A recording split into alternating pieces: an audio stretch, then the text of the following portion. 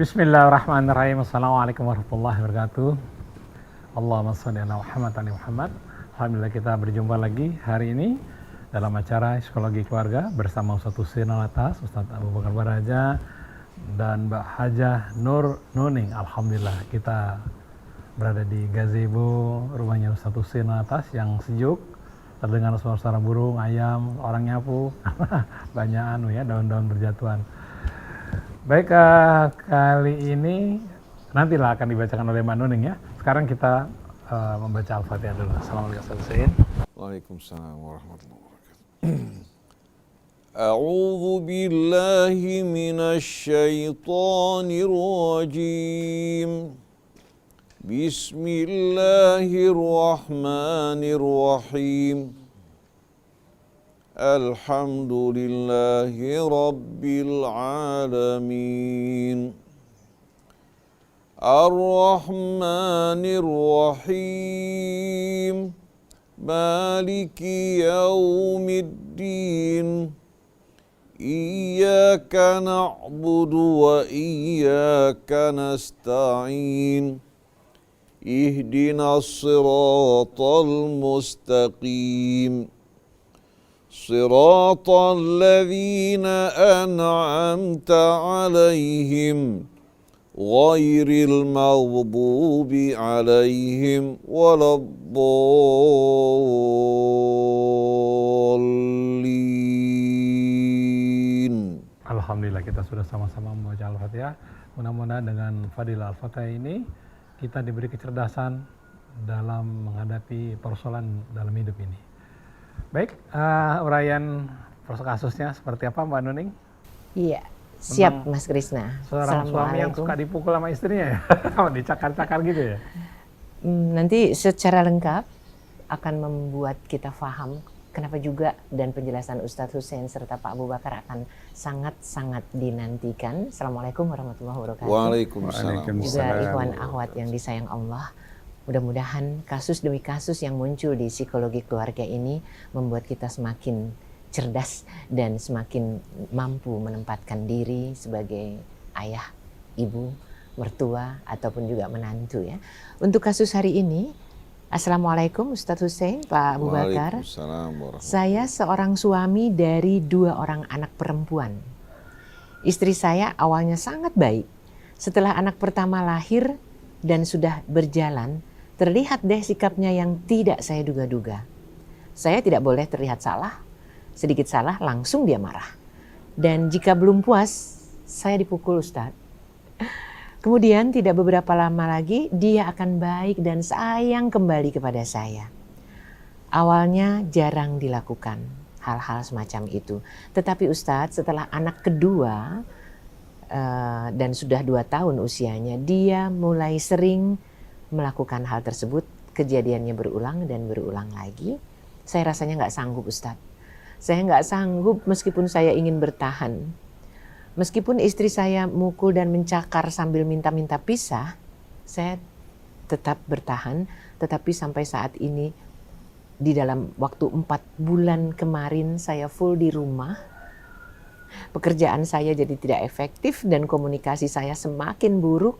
Saya tidak bisa duduk bersama dia. Pasti akan ada salah paham.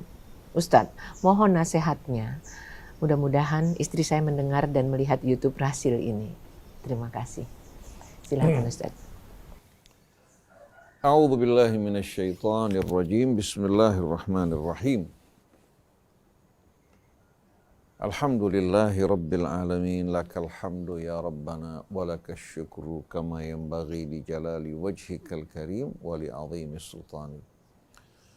Subhanak la nuhsi thana'an alaika anta kama athnaita ala nafsik, falakal hamdu hatta tarda, walakal hamdu idha radit, walakal hamdu ba'da ridha.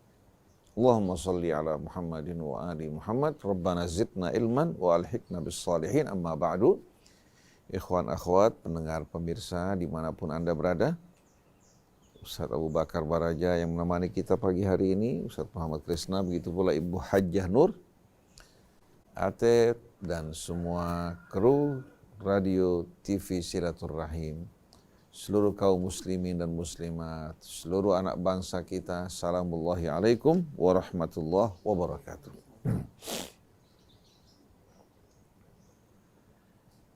Apabila kita perhatikan sama-sama dan kita renungkan, kondisi jiwa manusia ini dipengaruhi oleh apa yang dilihat, didengar, difikirkan, dan dirasakan.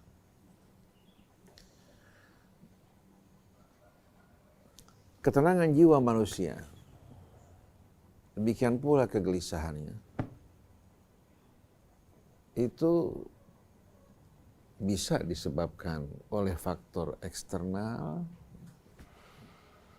yang muncul secara tiba-tiba, atau disebabkan karena pengaruh pendidikan yang berbekas pada apa? Pada seorang anak. Bisa terkadang disebabkan hal-hal yang tiba-tiba mengalami trauma yang mengubah perangai seseorang. Tapi bisa juga karena akibat dari endapan-endapan pendidikan di masa lampau tidak muncul kecuali pada saat apa? Pada saat dipicu oleh pemicu-pemicu tertentu. Nah, kalau kita perhatikan bersama-sama, Allah Subhanahu wa Ta'ala yang Maha Adil, yang Maha Pengasih lagi Maha Penyayang, tidak membiarkan manusia bersama dirinya, bersama jiwanya seorang diri. Tapi Allah berjanji untuk mengulurkan bantuannya. Oleh karena itu, walaupun seorang anak yang jiwanya rapuh karena pendidikan yang tidak baik, karena lingkungan yang tidak baik, dan sering menghadapi trauma yang bermacam-macam, tapi anak ini Allah kasih alhamdulillah tumbuh dalam keadaan sehat dan baik. Padahal sebahagian dari trauma yang dialami anak ini bisa menimbulkan kerusakan yang cukup fatal pada kebanyakan orang, tapi subhanallah trauma yang dihadapi tidak menjatuhkan dirinya, malah membuat dirinya belajar banyak. Begitu juga lingkungan bapak ibunya juga kurang baik, tapi ternyata tidak membuat dirinya dendam dengan lingkungannya. Perlakuan yang tidak adil terhadap dirinya, bahkan dia hidup bersama ibu tirinya, diperlakukan tidak baik, tapi ternyata tidak membuat dirinya mengalami kerusakan. Kenapa? Karena anak ini Allah kasih alhamdulillah, hatinya selalu berserah diri kepada Allah. Dia mendapatkan kebetulan lingkungan pendidikan yang mengarahkan dirinya kepada Allah untuk menerima dengan baik. Menyadari bahwa setiap manusia menghadapi cobaan hidup.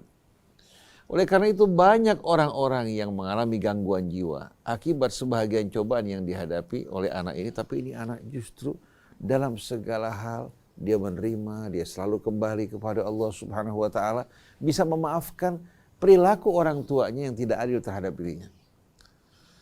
Dia tidak ingin sama sekali hidupnya menjadi reaksi atas aksi yang salah, tapi dia ingin betul-betul tetap istiqamah dalam kebenaran.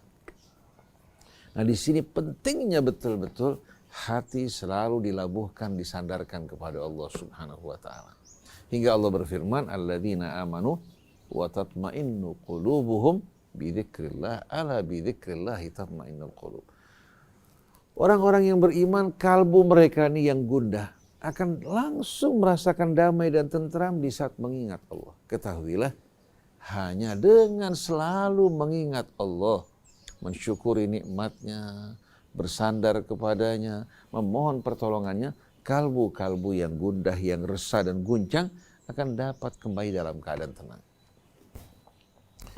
Dalam doa Nabi kita Muhammad SAW, beliau berdoa, Ya Hayyu Ya Qayyum, birahmatika astaghith, wahai yang menjadi sumber seluruh kehidupan, di mana seluruh kehidupan berasal daripadanya. Wahai Ya Qayyum, sebagai tonggak kehidupan di langit maupun di bumi, di mana seluruh kehidupan bersanggah kepadanya. Dengan rahmatmu aku memohon pertolongan. Birahmatika astaghith. Wa min adzabika astajir, dari azabmu aku berlindung. Aslih li sya'ni kullah, perbaikilah seluruh urusanku. Kemudian wala takilni ila nafsi, jangan kau serahkan kepada jiwaku, diriku. walau tarfata ain, walaupun hanya sekejap mata. Karena begitu Allah meninggalkan kita, walaupun hanya sekejap mata, pada sekejap mata itu bisa terjadi bermacam-macam hal. Jadi sumber dari apa? Keresahan, kegelisahan, juga munculnya gangguan-gangguan jiwa karena hati yang seharusnya dilabuhkan di sisi Allah Subhanahu wa taala, hati tersebut ya terputus hubungannya dengan Allah yang mengasuh dan merawatnya. Sampai Allah berfirman, "Wa may ya'shu an dzikrir rahman nuqayyid lahu syaitanan fahuwa lahu qarin." Begitu seorang lengah tidak mengingat Allah yang Maha Pemurah, jauh dari bimbingan tuntunannya karena dia mengabaikan Allah, kami akan membiarkan syaitan menyelubungi dirinya. Kemana dia pergi, syaitan akan mendampinginya.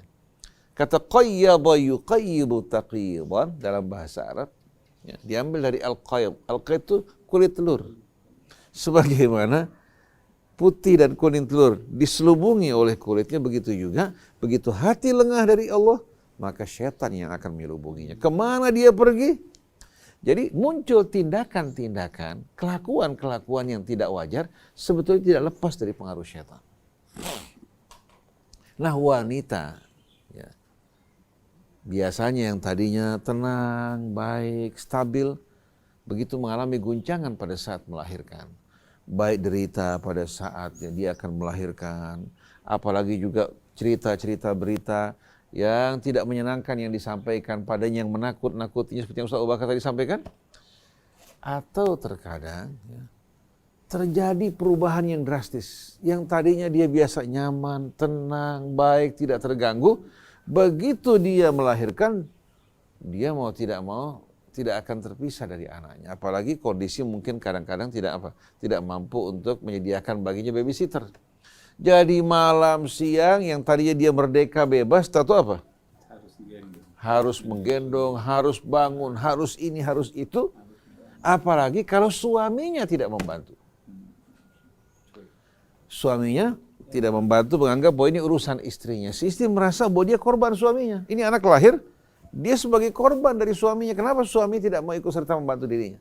Nah banyak kejadian di saat wanita menghadapi guncangan seperti ini, baik beban melahirkan, kemudian juga trauma untuk mendidik, berhadapan dengan anaknya, meninggalkan kemerdekaan yang selama dinikmati, tentu suaminya tidak membantu dirinya. Oleh karena itu dibutuhkan pada saat wanita sehabis melahirkan, suami kerjasama bersama istrinya, bergantian mengawasi anak tersebut, karena terang-terangan pada saat wanita hamil maupun melahirkan dan pasca melahirkan itu merupakan beban yang amat betul-betul berat.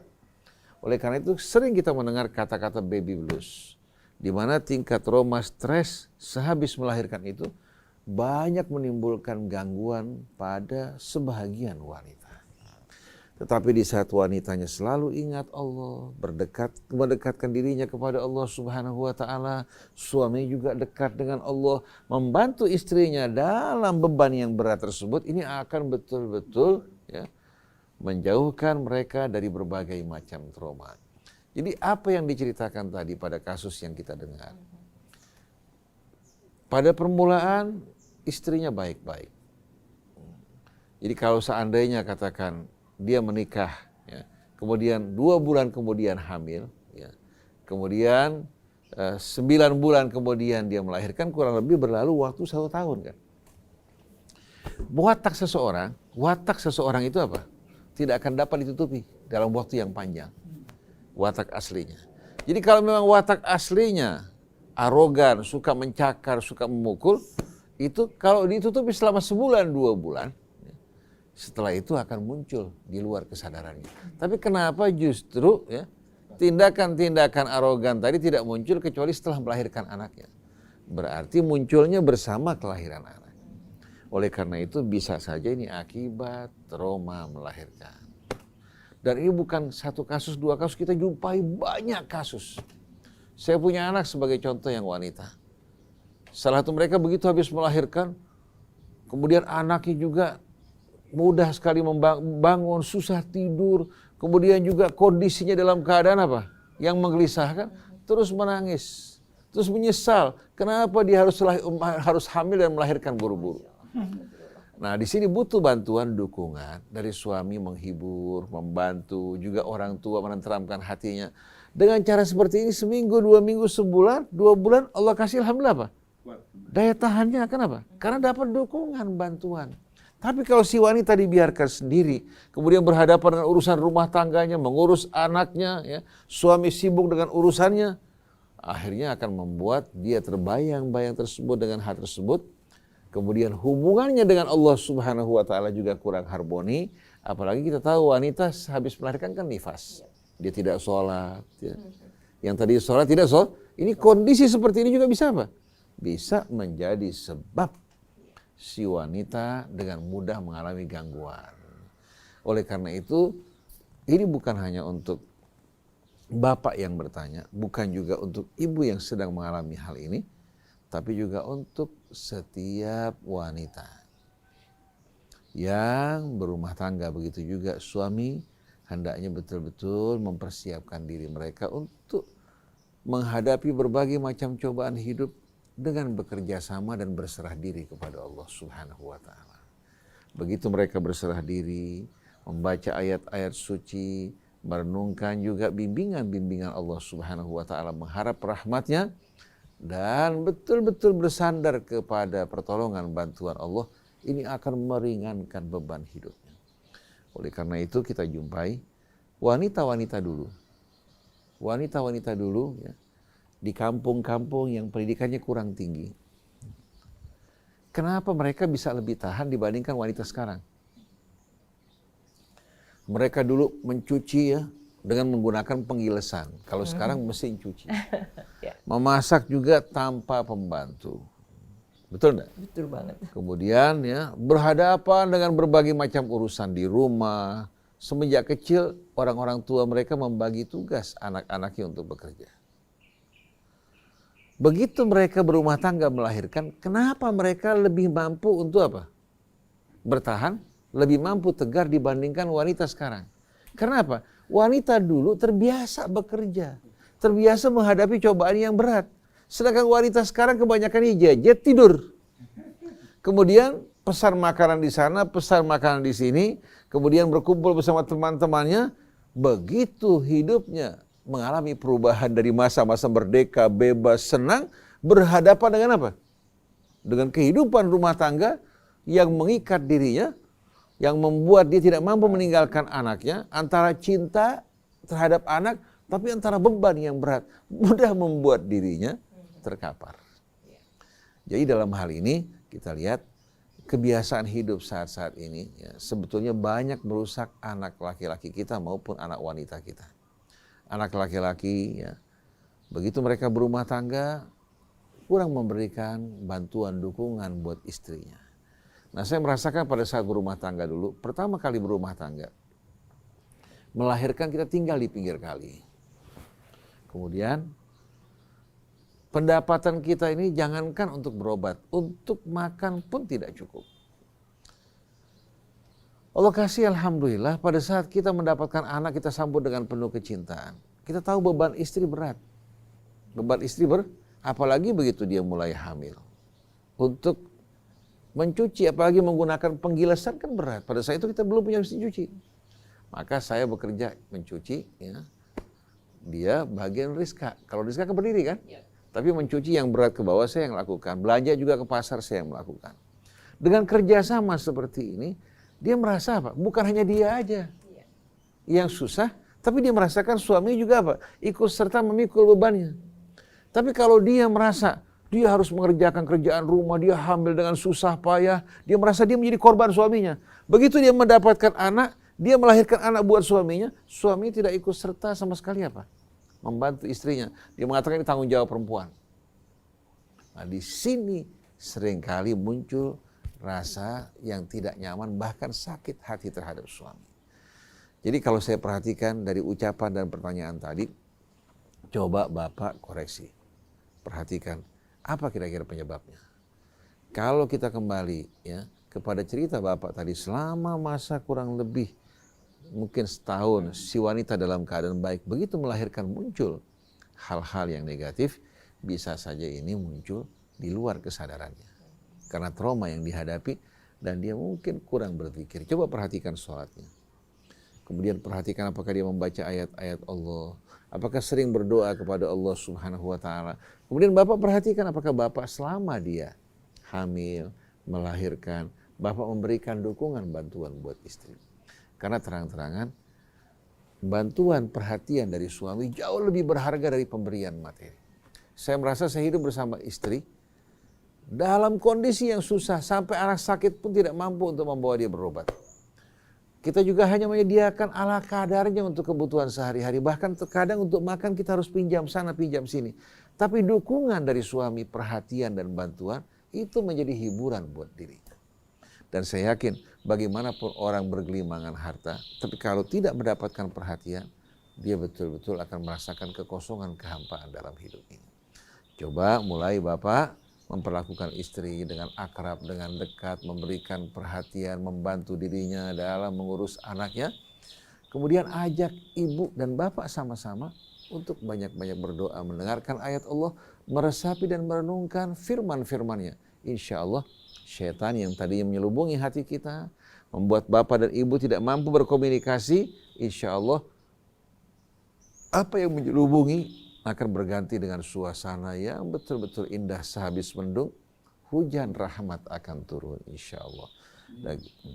Mudah-mudahan kita akan dengar insya Allah dari Ustaz Abu Bakar kelanjutannya ini. Betul, jadi ikhwan akhwat, terutama wahai para pria, wahai para suami, wahai para ayah, apa yang disampaikan Ustadz Hussein ini kayaknya pasti cuma lewat sekedar saja di dalam benak kita, karena betapa beratnya seorang ibu ketika mengandung dan melahirkan, membesarkan anak. Perlu dukungan itu kayaknya nggak main-main deh. Apa kata Pak Abu Bakar? Mari kita simak. Bismillahirrahmanirrahim. Assalamualaikum warahmatullahi wabarakatuh. Waalaikumsalam warahmatullahi wabarakatuh. Alhamdulillah, Allah menciptakan rasa untuk bisa menikmati, untuk bisa mensyukurinya, untuk bisa merasakan bagaimana kita mempunyai sesuatu. Rasa ini kadang-kadang membuat kehidupan kita bisa senang, bisa juga tidak senang. Karena rasa kita inilah yang sering diombang-ambing oleh hati kita. Sebagaimana yang tadi dikatakan bahwa hati kita ini senang berombang-ambing ke sana kemari, mau terima atau tidak mau terima, berkeinginan atau enggak suka dan sebagainya. Kalau kita sudah lepas, katanya Ustaz Husin tadi, lepas atau jauh sedikit dari Allah, maka selah itu akan dimasuki oleh syaitan. Oleh syaitan itu oleh nafsu. Oleh nafsu kita yang terus punya keinginan berlebihan. Apa yang terjadi pada ketika proses itu terjadi? Okay. Hati kita, pikiran kita tidak terkendali ketika kita merasakan sesuatu yang nggak sesuai, yang tidak sesuai dengan diri kita. Stimulasi yang diberikan oleh orang lain, baik itu suami, baik itu teman, baik itu mertua atau orang tua, yang memberikan stimulasi dalam dirinya akan memunculkan apa-apa yang dia pernah terima. Peristiwa-peristiwa yang lama, peristiwa-peristiwa yang menyakitkan, peristiwa yang selalu tidak diterima, tidak disenangi, atau dimarahi, atau dipukul, itu akan tersimpan. Beberapa penelitian menunjukkan 0 sampai dengan 4 tahun itu 50% semua yang dia terima akan dibawa sampai dewasa. 0 sampai 4 tahun 50%. Ketika dia dipukul 4 kali, 2 kali akan tersimpan. Mungkin yang 2 kali akan terdistrak ataupun terhapus ataupun terhilang oleh akibat yang lain atau kesenangan yang lain. Tapi yang duanya, dua pukulan itu akan tersimpan sampai dia dewasa. Jadi 50% perkataan kita, ucapan kita 0 sampai 4 tahun itu 50% tersimpan. 4 sampai dengan 8 tahun 30%. Dia akan menyerap. Dia akan menyimpan 30% apa yang kita lakukan, pengertian apa yang bisa dia terima, ledekan. Satu hari saya teringat ada seorang anak umur 6 tahun. Waktu itu dia 6 tahun, tapi kasusnya terjadi setelah dia SMA. Dia teringat dia masih kesal sama orang tuanya. Orang tuanya asik minum, makan es krim. Lagi makan es krim, anaknya datang mau minta, cuma digini nih, dituangin lagi, nggak dikasih anak itu, baru mau gini, minta, baru mau dekat sini, diambil diusip sama orang tuanya. Apa yang terjadi? Anak itu kesel, lari kabur, dan dia simpan, dan itu teringat. Efeknya, perilakunya dia kemana-mana. Perilakunya dia nggak nyaman, orang tuanya marah sama orang tuanya. Dan itu diucapkan setelah dia mengingat kembali, diucapkan, iya saya kesel pada waktu itu. Pada waktu itu umur 6 tahunan kata dia, waktu mau masuk SD. Jadi kita perhatikan. 30% itu disimpan. Belum perilaku yang lainnya. 8 sampai 12 tahun, 20%. Berapa banyak yang kita berikan kepada anak kita, kebaikan-kebaikan yang dia terima. Berapa banyak yang dia dapatkan pada saat itu, sesuatu yang tidak menyenangkan. Karena Allah kan ciptakan kita ini dua nih, fujuraha wa taqwaha. Mana jalan yang baik yang kita bisa tanamkan pada anak? Mana jalan-jalan yang menyesatkan ditanamkan pada saat itu. Pada saat itu rekaman luar biasa. Perkembangan sel-sel anak itu luar biasa. Kenapa kok saat ini tidak? Karena tidak bergerak. Anak-anak dulu itu banyak bergerak. Sekarang mau berjalan saja, latihan jalan saja, dipakai dengan yang muter-muter, baby walker.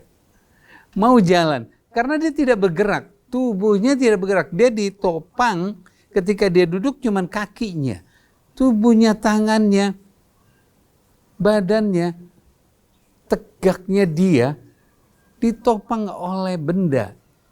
Tidak dia mampu menompang dirinya. Sehingga otot dan sel-selnya dia tidak ada gerakan. Bagaimana sel satu dengan sel yang lain bisa terintegrasi. Apalagi sekarang tidak pakai itu, pakai troli. Ke supermarket bawa anak itu ditaruh di troli. Apa yang terjadi? Dan anak itu tidak pernah bergerak. Matanya tidak bergerak. Visualisasinya tidak bergerak. Dia hanya dikasih mau makan, dimunculkan video baby, kemudian atau HP, sehingga si mata diam sambil makan. Dia tidak pernah melihat makanannya. Apa yang terjadi? Visualisasi anak-anak kita. Subhanallah. Ini yang terjadi sehingga selama itu begitu dia mulai memasuki dunia, akil balik lepas dari dirinya, dia masuk pada dunia. Di saat itu dia kaget. Hah? saya. Akhirnya dia tidak mampu melakukan, tidak berdaya, tidak ada kemampuan, nggak bisa, bingung. Karena integritas daripada sel-sel satu dengan yang lainnya tidak berinteraksi yang pas. Sehingga yang terjadi adalah ngambil bukan haknya, berjalan semaunya dia, apa yang terjadi? Nah, ini yang kita lihat. Oke. Kita perhatikan kasus yang terjadi. Bisa saja karena dia mendengar bahwa beratnya bebannya menjadi seorang ibu, apalagi dia punya anak. Nanti kalau sudah besar bagaimana? Kalau nanti dia sekolah bagaimana? Kalau itu yang sering terjadi. Baby blues yang terjadi pada setiap wanita yang melahirkan tersebut, karena dia berpikir, karena dia memikirkan, dia merasakan bebannya. Padahal itu hanya tersimpan dalam memori yang dia dengar, yang dia lihat. Belum dia rasakan. Saat dia melahirkan baru dia merasakan. Itu dia kaget. Dia hanya mendengar bagaimana kalau melahirkan itu sakit, kalau misalnya nanti merawat, kalau kamu nanti harus bangun, kamu punya kewajiban, bagaimana itu terjadi. Pada saat itu pikirannya mulai bergerak. Kemana? Ke imajinasi. Kemana? Jauh. Apa sebabnya? Karena dia tidak terintegrate dengan gerakan, dengan lihat, oh saya melihat ini. Oh saya sedang menghadapi anak saya sedang menghadapi suami, karena visualisasinya realita. Dulu waktu dia masih kecil, waktu dia masih tumbuh, yang dilihat bukan nasi yang disuap, tapi film, video. Ini yang terjadi. Muncullah peristiwa-peristiwa ini. Bagaimana menjadi seorang suami yang menghadapi hal-hal yang seperti ini? Kita tidak melihat kasusnya si ibu ini, apakah menjadi proses yang bagaimana, apakah dia menjadikan hormon baby blues-nya menjadi agresivitas yang terjadi, kita belum mendapatkan secara real. Namun sebagai seorang suami, seperti yang tadi Ustaz Husin katakan, ajak, apakah istri kita ini berzikir pada Allah? Lihat ketika dia baca Quran. Waktu dia baca Quran, matanya kemana? Tenangnya bagaimana? Ada seorang yang baca Quran, berjam-jam, 1 jam, 1 juz, dia baca 1 juz. Tapi kelihatan dia tegang banget. Berarti ada pikiran-pikiran yang lain. Tidak menghayati bagaimana ayat itu masuk meresapi ke dalam dirinya. Dia hanya mengejar-ngejar saja. Nah, perhatikan itu. Ajak istri. Ketika dia tidak menunjukkan agresivitasnya, ajak untuk berkomunikasi bersama Allah. Jadi ajak berkomunikasi bersama Allah. Dekatkan, komunikasikan. Perhatikan istri. Dia butuh perhatian.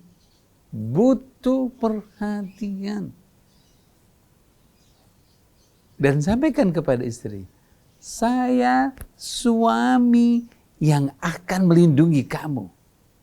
Kata-kata melindungi kamu. Oh, dulu saya nggak ada yang melindungi karena saya dipukul. Bisa saja. Saya takut kalau nanti anak saya kenapa-napa, kalau dia nanti besar, sekolahnya bagaimana, nanti dia bagaimana, makannya bagaimana. Itu pikirannya. Katakan kepada istri, seorang suami, saya suami kamu yang melindungi.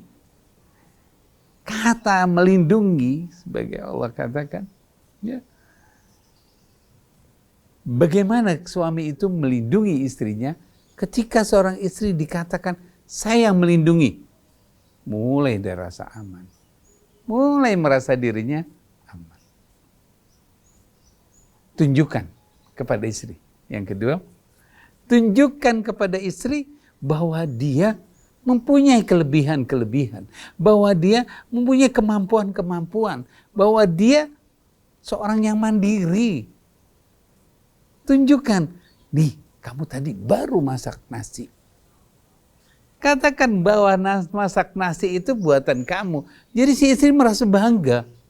Mungkin dulu, mungkin masa kecilnya dia tidak pernah dibanggakan. Tiap melakukan, ini kurang nasinya, kurang enak itunya, kurang ini. Ketika mengambil dan sebagainya. Perhatikan, berikan kebanggaan dia. Enak benar.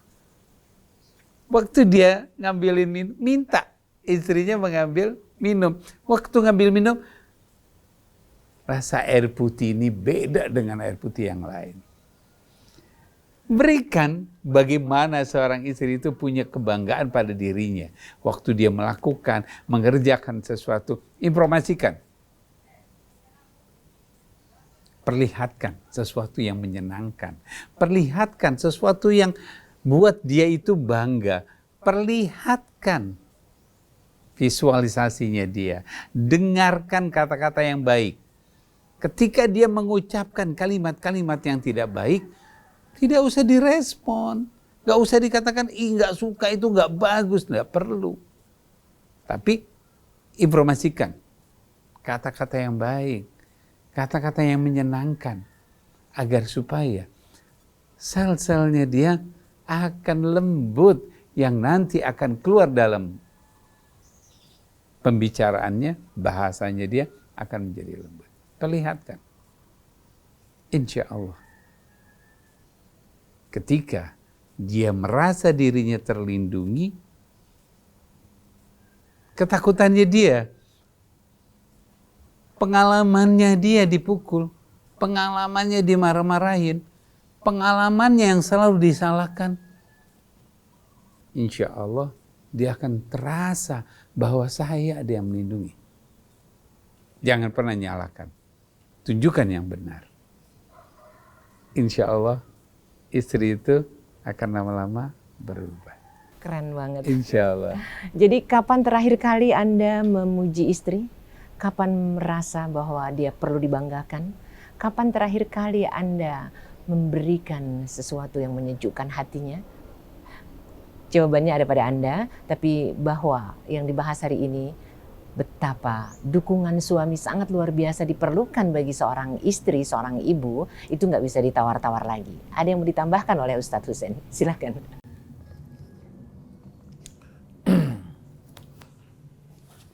Allah Subhanahu wa taala berfirman dalam surah Al-Baqarah, "Wasta'inu bis-sabri was-salah.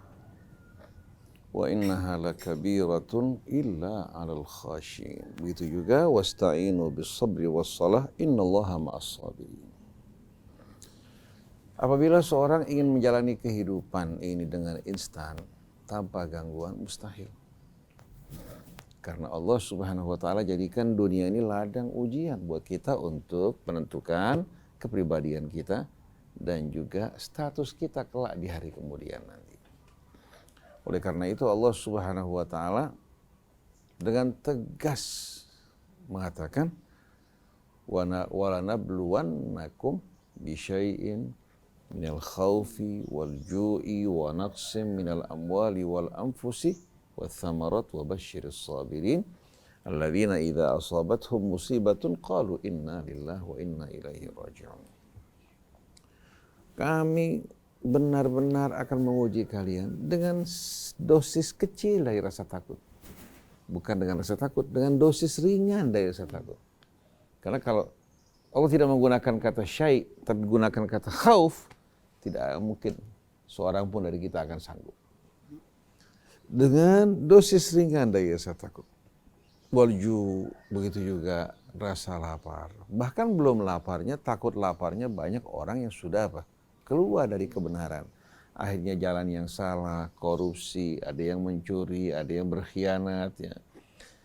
Karena apa? Karena ingin memenuhi kebutuhan dia. Setelah kebutuhannya dipenuhi, mulai dia berpikir untuk bisa apa? Bisa tampil lebih baik lagi. Nah, ini semua merupakan ujian-ujian yang menguji kepribadian dirinya yang sebenarnya. Wa naqsim minal amwali wal anfusi wath thamarat, dan berkurangnya harta benda yang kita miliki. Sebelum katakan sebelum PSBB dia masih punya simpanan banyak karena pemasukan juga berimbang bahkan lebih. Sekarang dia tidak mampu usaha, dunia usaha sepi, maka dia mulai makan dari tabungannya. Tadinya masih 1 miliar, mulai berkurang 900 juta, 800 juta, mulai berkurang menjadi setengah, walaupun masih ada 500 juta. Tapi ketakutan menghantui dirinya, seolah-olah apa? Dia bakal hidup melarat, mengalami kesusahan, dan tidak akan sama sekali mampu untuk memenuhi kebutuhan rumah tangganya. Padahal masih ada separuhnya. Sedangkan orang awam yang sehari-harinya hanya mendapatkan 100-200 ribu, tidak mengalami ketakutan seperti yang dialami. Karena apa? Karena dia biasa bergantung pada simpanannya. Sedangkan si awam ya, lebih bergantung pada apa? Pada Allah dan usaha ala kadarnya untuk menghidupkan dirinya.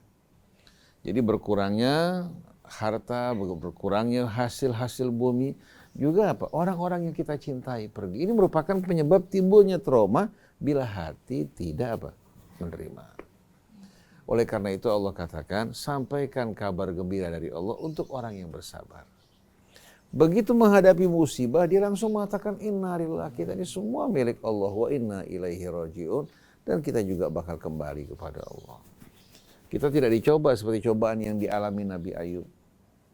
Pertama dicoba, harta bendanya diambil oleh Allah. Setiap diambil dia mengatakan inna lillahi ma ata wa lillahi ma akhad. Itu milik Allah. Dia yang memberi dan dia punya hak untuk mengambil apa yang diberikan. Anaknya satu persatu dipanggil oleh Allah. Dia mengatakan inna lillahi ma ata wa lillahi ma akhad. Setelah harta begitu pula anak-anaknya diambil, tahu diri kita kena penyakit. Ini untuk pandangan umum dianggap ini kutukan. Akhirnya sampai dia jauh atau dijauhkan oleh masyarakatnya karena takut terkena kutukan. Dia bersabar dengan pasrah pada Allah sampai akhirnya Allah Subhanahu wa taala dengan kesabaran dan doanya Allah sembuhkan penyakitnya, kembalikan hartanya dan anugerahkan anak-anak yang lebih baik dari sebelumnya. Jadi mustahil manusia hidup di dunia akan menjalani kehidupan yang instan. Justru gairah hidup ini kalau ada apa? Kalau ada cobaan, ada pergolakan. Ada tantangan baru kita akan mengenal arti kehidupan. Jadi berkaitan dengan cobaan-cobaan hidup ini setiap orang harus siap. Jangan pernah berpikir bahwa selesai menghadapi cobaan dia akan selesai. Tidak.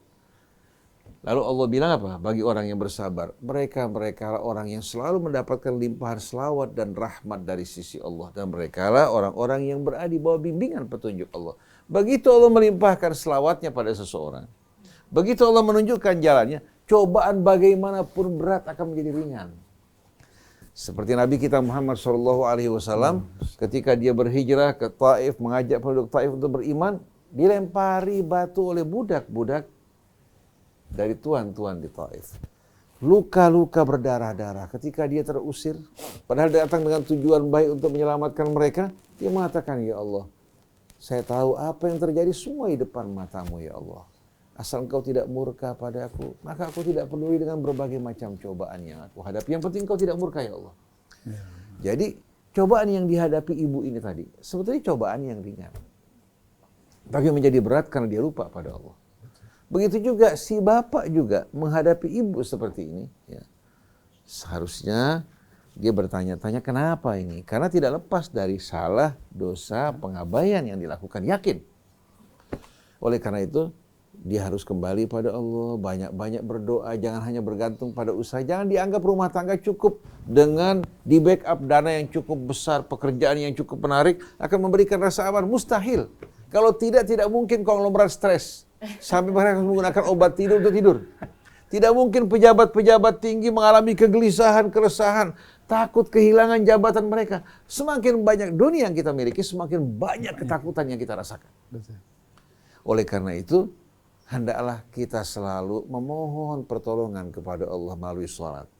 Sholat di sini menunjukkan ungkapan doa secara menyeluruh dan doa yang diajarkan Allah dengan melakukan gerakan-gerakan sholat seperti kita berdiri membaca Al-Quran, Al-Fatihah, mengungkapkan syukur kita, membaca ayat-ayat Allah, merenungkannya, rukuk, sujud, ini akan meringankan beban di atas pundak kita. Sampai dalam khutbah Rasul di bulan Ramadan, hendaklah kalian, wahai manusia, sesungguhnya pundak-pundak kalian berat dengan dosa kalian. Maka ringankan apa? Beban di atas pundak kalian dengan memperpanjang sujud kalian kepada Allah Subhanahu wa Ta'ala.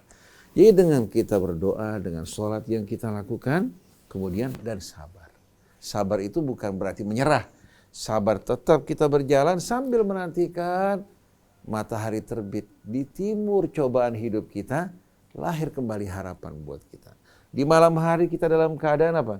Lunglai, tenaga kita habis, bahkan terkadang tidak mampu lagi untuk mengerjakan pekerjaan kita. Kita merasakan sudah tertutup.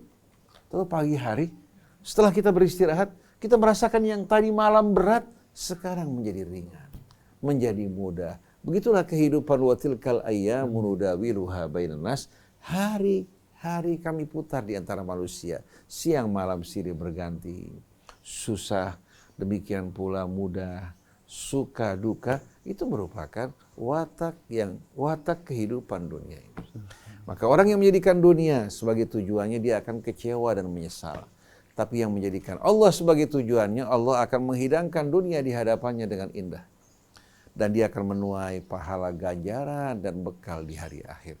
Jadi, hendaklah kalian menjadikan sholat, kesabaran sebagai bala bantuan kalian. Sesungguhnya Allah bersama orang yang bersabar.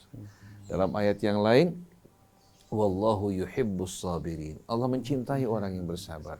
Wasbir wa ma sabruka illa billah. Sabarlah. Begitu kamu sabar, Allah akan menyertai kamu. Innama yuwaffas sabiruna ajrahum bighairi hisab. Sesungguhnya orang-orang yang bersabar, Allah akan ganjar kesabaran mereka tanpa hitungan. Bukan 1 berbanding 10 atau 700, tapi tanpa batas. Oleh karena itu, hanya orang-orang yang sabar menghadapi ujian yang akan meraih kesuksesan. Tapi yang lari dari cobaan dan ujian, lalu membius dirinya dengan berbagai macam kesibukan kegiatan, lari dari tanggung jawab, orang seperti ini seperti orang yang sakit menggunakan obat penghilang rasa sakit atau menggunakan morfin. Begitu pengaruh morfinnya hilang, dia akan kembali merasakan rasa sakit. Jadi jangan pernah Anda lari, hadapi cobaan, kemudian tawakal kepada Allah, bersabar sambil kita berdoa padanya. Oleh karena itu Imam Ali mengatakan apa? Idza khifta min syai'in faqa' fih. Kalau kamu takut menghadapi sesuatu, jangan lari, hadapi. Begitu kita hadapi, tidak seperti yang kita bayangkan. Coba kalau orang di rumah dengar melalui WA berita korban COVID semakin hari semakin meningkat. Mulai akhirnya apa? Karena sering mendengarkan berita-berita yang menakutkan, tidak berani keluar rumah. Sembunyi di kamar. Akhirnya mengalami ketakutan, kegelisahan. COVID tidak kena lagi penyakit lain yang lebih berbahaya lagi. Betul enggak? Betul. Akhirnya jadi orang yang apa? Yang paranoid. Paranoid, psikopat.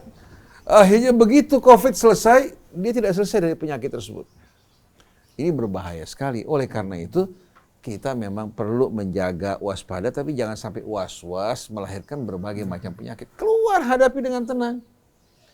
Tapi hindari tempat-tempat penularan. Tapi berkumpul kita secara wajar, berdoa di rumah Allah Subhanahu wa Ta'ala. Kita juga mengerjakan pekerjaan kita secara wajar, menjaga kebersihan kita, dan jangan lupa kita berdoa pada Allah merupakan hal yang baik. Oleh karena itu orang, kalau kita lihat tahun 98, orang dengar berita-berita demo menakutkan. Terjadi kerusuhan. Coba Anda keluar keluar ke depan, hadapi orang yang berdemo, yang berjalan. Langsung ketakutan Anda yang tadinya menghantui, hilang. Jadi kalau kamu takut dari sesuatu, jangan lari. Faqafi, hadapi.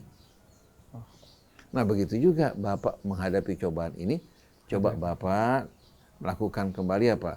Muhasabah, periksa kesalahan Bapak di mana. Kemudian kalau kesalahannya kembali kepada ibu yang kurang dekat kepada Allah, coba sama-sama. Selagi dalam keadaan PSBB begini, lockdown di rumah, sholat, berdoa, bersama-sama mengaji, insya Allah kegelisahan akan hilang. Saya merasakan begitu, saya mengalami sumpek, mengalami hal yang tidak nyaman, perasaan yang gundah gulana. Begitu selesai sholat, membaca Al-Quran, berdoa, langsung hilang. Kembali kita merasakan apa? Cahaya hati kita terang benderang. Nah, mudah-mudahan insya Allah setiap cobaan yang kita hadapi, baik itu ringan maupun berat, selalu kita berpegang, bersandar kepada Allah. Wa man ya'tasim billah faqad hudiya ila siratim mustaqim wa 'alallahi fatawakkalu in kuntum mu'minin. Iya, jadi nggak flight tapi fight. Hadapi, bukan lari. Masih ada waktu sekitar 4-5 menit. Silahkan tambahkan Pak Abu Bakar. Bismillahirrahmanirrahim. Hadapi, tidak menyerah. Ketika kita berhadapan dan menghadapinya, ya, maka itu sabar. Kita melakukan sesuatu, itu sabar. Tapi kalau kita diam, berarti kita tidak sabar. Sabar itu bergerak. Bagaimana kita terus mengusahakan, pasti kita akan berhasil. Setiap kali yang kita gerakan, pasti kita akan berhasil. Maka jangan diam, jangan diam. Yang sering kami dapatkan, ketika kita menghadapi problem, kita menghadapi kesusahan, kita menghadapi sesuatu yang sudah terpikirkan adalah yang susah, gagal. Oleh karena itu, pikiran kita lah yang menghambat keberhasilan kita.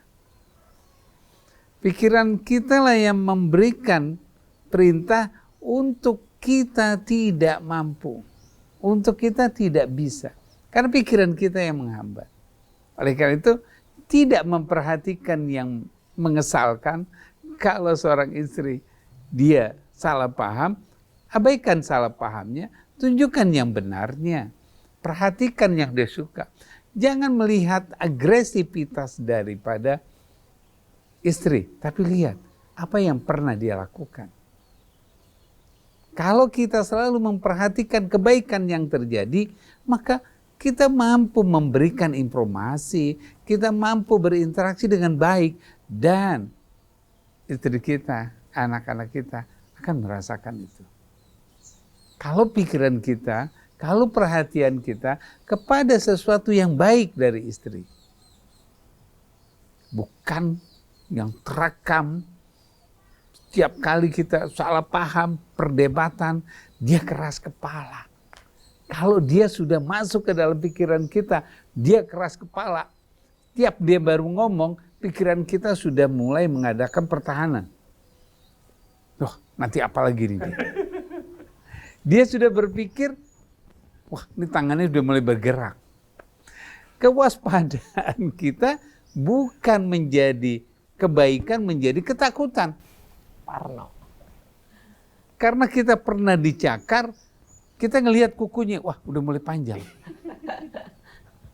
Akhirnya pikiran kita selalu mencari sesuatu yang membahayakan kita, tidak nyamankan kita, membuat kita tidak berdaya. Itu yang kira. Karena kita selalu memperhatikan yang akibat yang tidak baik pada kita. Oleh karena itu, teruskan pikiran kita terhadap sesuatu yang baik dari istri kita, dari anak-anak kita, dari suami kita. Ya, yang dengarkan juga ada istri juga. Nah, istri-istri juga perhatikan, lihat yang baik dari suaminya. Jangan lihat, ih pelit banget sih dia. Kalau dia sudah pikir pelit banget, dia punya duit tapi kok nggak mau ngeluarin, jangan. Waktu dia memberikan, tunjukkan ekspresi menyenangkan, pasti diberikan lagi. Karena perhatian kita kepada sesuatu yang menyenangkan, maka kita dapat menyenangkan. Tapi kalau pikiran kita yang tidak menyenangkan, pasti kita akan dapat yang tidak menyenangkan.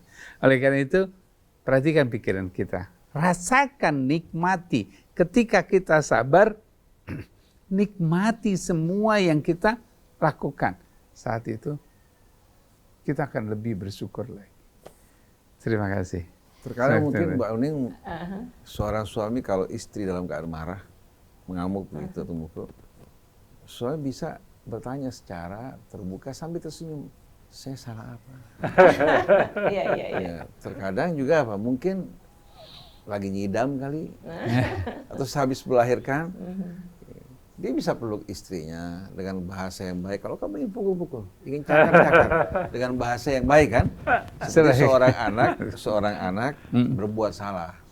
Saudara-saudara bilang, kamu lari dia sembunyi. Ntar ayah kalau tahu marah sama kamu. Si anak kan akan menghadapinya. Begitu ayah datang, dia bawa sapu lidi, dikasih ayahnya, saya berbuat salah, silakan pukul dia. Si ayah nggak jadi pukul. Tapi kalau dia sembunyi lari, dia akan membayangkan hal-hal yang menakutkan. Bisa menimbulkan akhirnya sikap yang salah. Begitu juga berhadapan dengan istri seperti ini yang dulunya baik. Bisa dicari sebabnya perlahan-lahan. Tapi yang saya yakin di balik semua ini, bapak dan ibu banyak lengah dan lupa kepada Allah.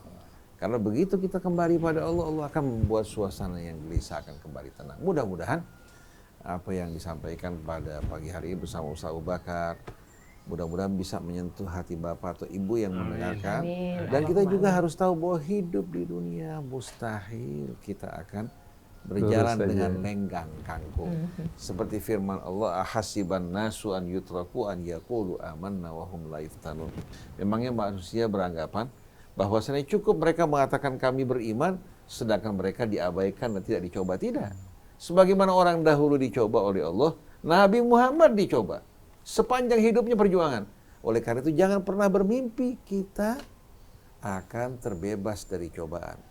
Kalau Anda ingin cepat-cepat terbebas dari cobaan, Anda mohon agar segera dipanggil oleh Allah Subhanahu wa Ta'ala. Nah, berpindah dari masa cobaan menuju masa balasan.